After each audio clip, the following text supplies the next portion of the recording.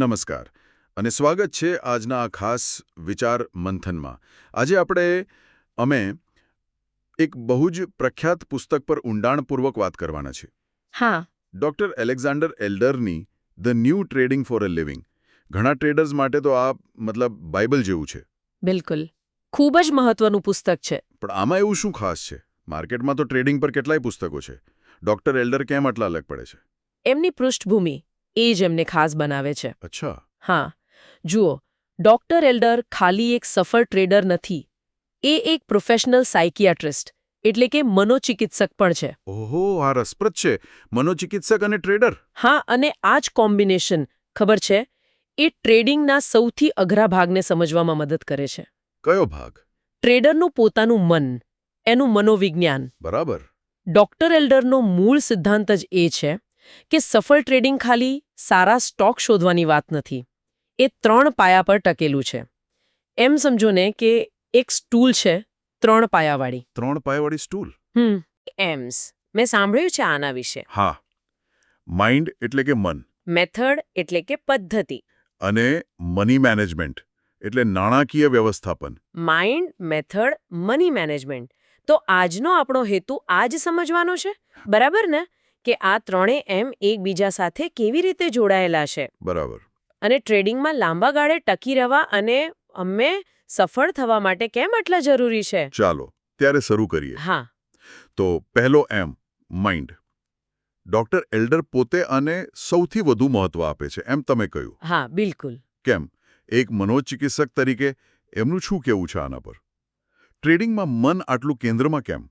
કારણ કે ડોક્ટર એલ્ડરના મતે મોટાભાગના ટ્રેડર્સ ટેકનિકલ ભૂલો કરતાં વધારે તો માનસિક ભૂલોને કારણે પૈસા ગુમાવે છે. અચ્છા, માનસિક ભૂલો.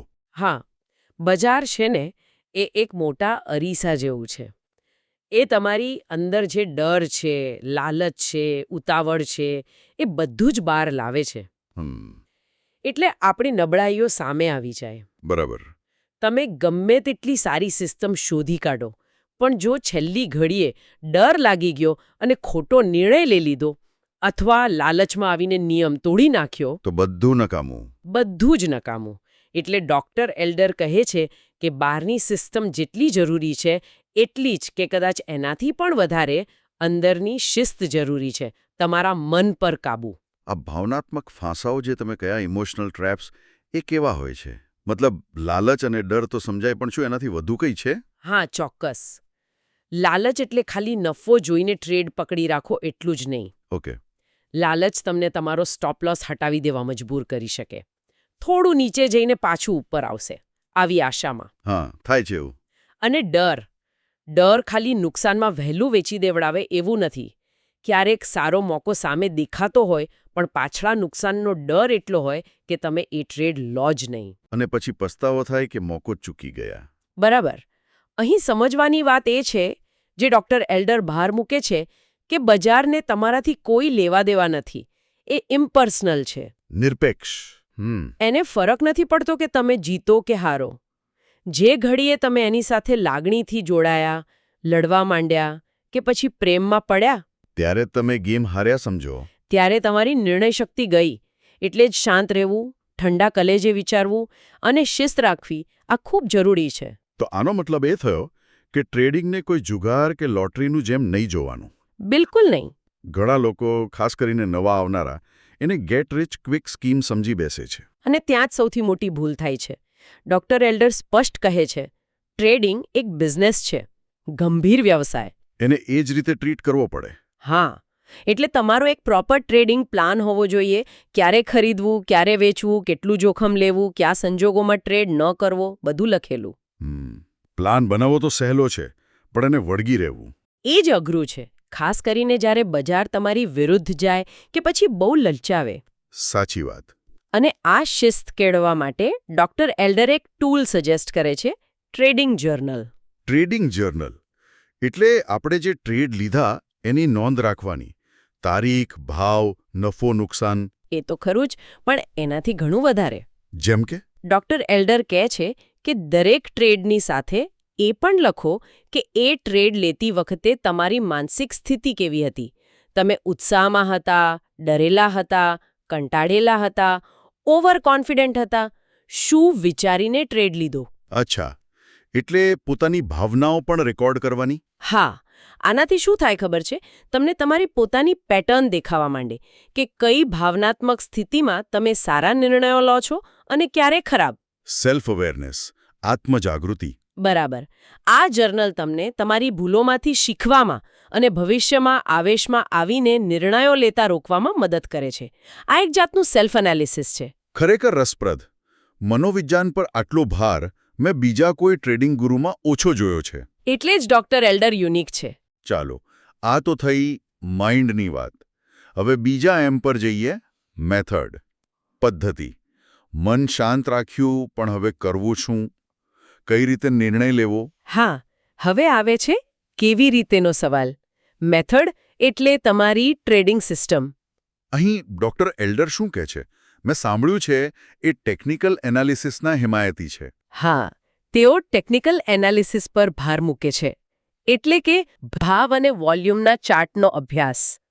પણ તેઓ કોઈ એક જ જાદુઈ ઇન્ડિકેટર પર નિર્ભર રહેવાનું નથી કહેતા. તો પછી? તેઓ એક સંકલિત મલ્ટી ટાઈમ ફ્રેમ અભિગમની વાત કરે છે અને એમાં એમની સૌથી પ્રખ્યાત છે triple screen trading system. Triple screen, 3 screen, આ શું છે થોડું સમજાવશો? ચોક્કસ. નામ ભલે થોડું ટેકનિકલ લાગે, પણ આઈડિયા બહુ પાવરફુલ અને લોજિકલ છે. એમ સમજો કે બજારને 3 અલગ અલગ ઝૂમ લેવલથી જોવાનું. Okay, 3 level. પહેલી સ્ક્રીન એ છે લાંબા ગાળાનો ચાર્ટ, દાખલા તરીકે વીકલી ચાર્ટ. આ તમને બજારનો મોટો ટ્રેન્ડ બતાવે છે. સમુદ્રની ભરતી કઈ દિશામાં છે એ નક્કી કરવામાં મદદ કરે છે. એટલે કે માર્કેટ ઉપર જઈ રહ્યું છે કે નીચે? Overall picture. બરાબર. ડોક્ટર એલ્ડરનો નિયમ છે ભરતીની વિરુદ્ધ તરવું નહીં. જો મુખ્ય ટ્રેન્ડ ઉપરનો હોય તો આપણે ખરીદવાના મોકા શોધીશું, નીચેનો હોય તો વેચવાના. Got it. પહેલી સ્ક્રીન ટ્રેન્ડની દિશા નક્કી કરે છે. હવે બીજી? બીજી સ્ક્રીન એ છે મધ્યમ ગાળાનો ચાર્ટ, દાખલા તરીકે ડેલી ચાર્ટ. આ મુખ્ય પ્રવાહની દિશામાં આવતી તરંગ પકડવામાં મદદ કરે છે. તરંગ એટલે? એટલે કે જો મુખ્ય ટ્રેન્ડ ભરતી ઉપરનો છે તો આપણે ડેલી ચાર્ટ પર ભાવ જ્યારે થોડો નીચે આવે, પુલબેક, ત્યારે ખરીદવાની તક શોધીશું. અહીં આપણે ઓસિલેટર્સ જેવા ઇન્ડિકેટર્સ વાપરી શકીએ. અચ્છા, એટલે ટ્રેન્ડની દિશામાં જ પણ થોડા કરેક્શન પર એન્ટ્રી લેવી. બરાબર. ટ્રેન્ડની વિરુદ્ધ નહીં, પણ ટ્રેન્ડની સાથે કરેક્શનનો ફાયદો ઉઠાવવો. અને ત્રીજી સ્ક્રીન? ત્રીજી સ્ક્રીન એ છે ટૂંકા ગાળાનો ચાર્ટ, કદાચ ઇન્ટ્રાડે ચાર્ટ.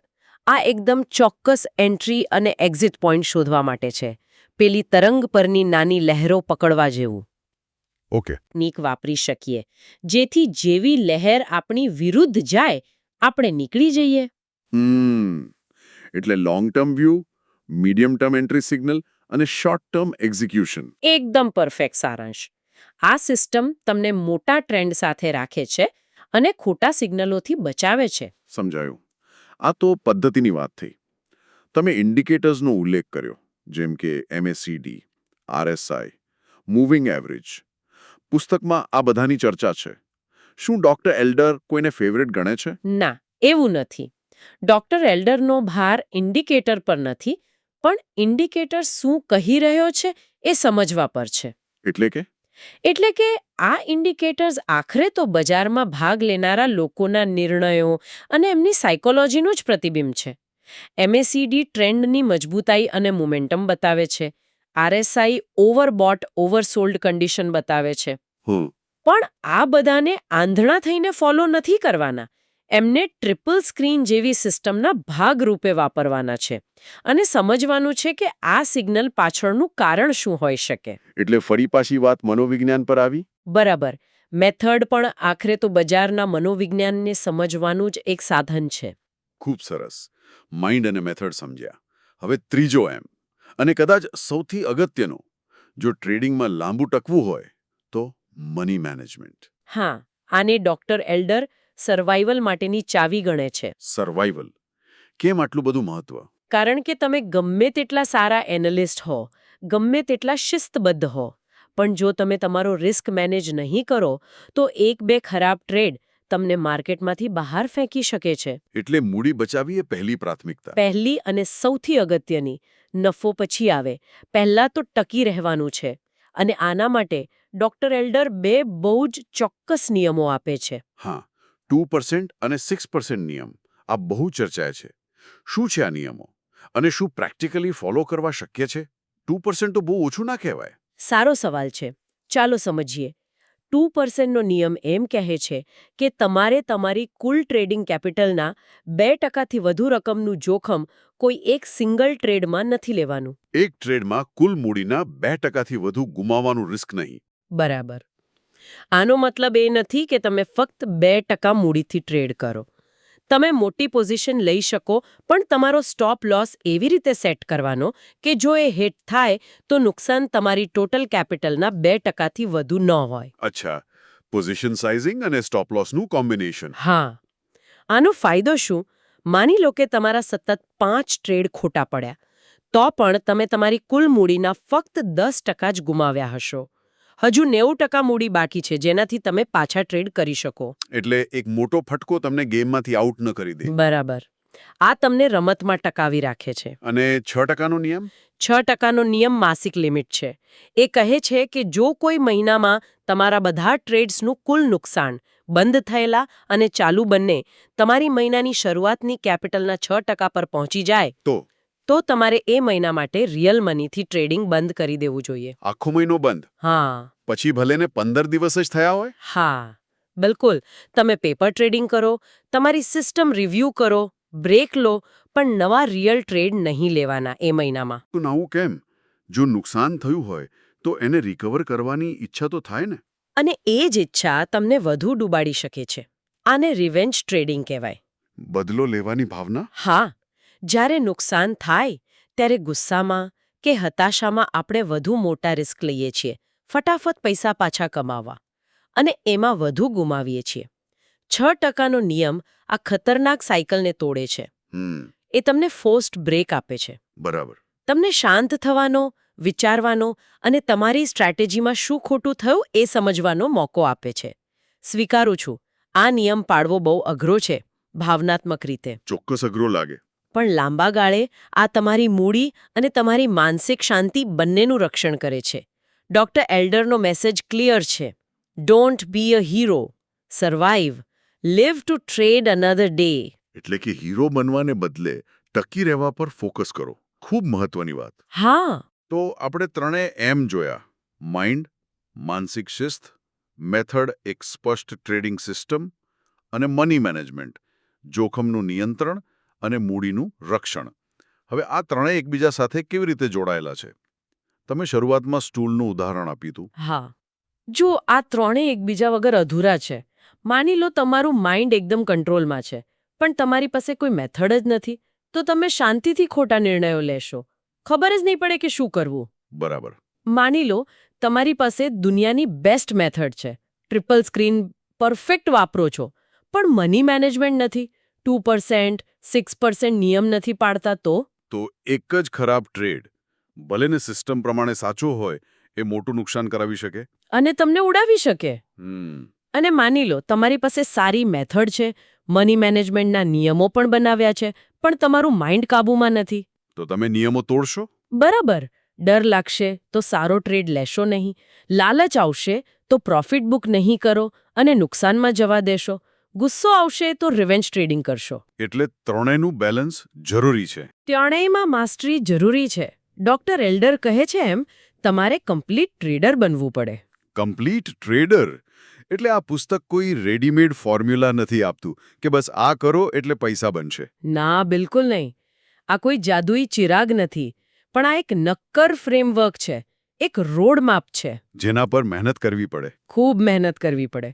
આ પુસ્તક ટ્રેડિંગની અઘરી વાસ્તવિકતા સ્વીકારે છે અને તમને એનો સામનો કરવા માટે જરૂરી સ્કિલ્સ અને ખાસ તો ડિસિપ્લિન ડેવલપ કરવાનું કહે છે. અને આ એક સતત ચાલતી પ્રોસેસ છે, એમ તમે કહ્યું? હા.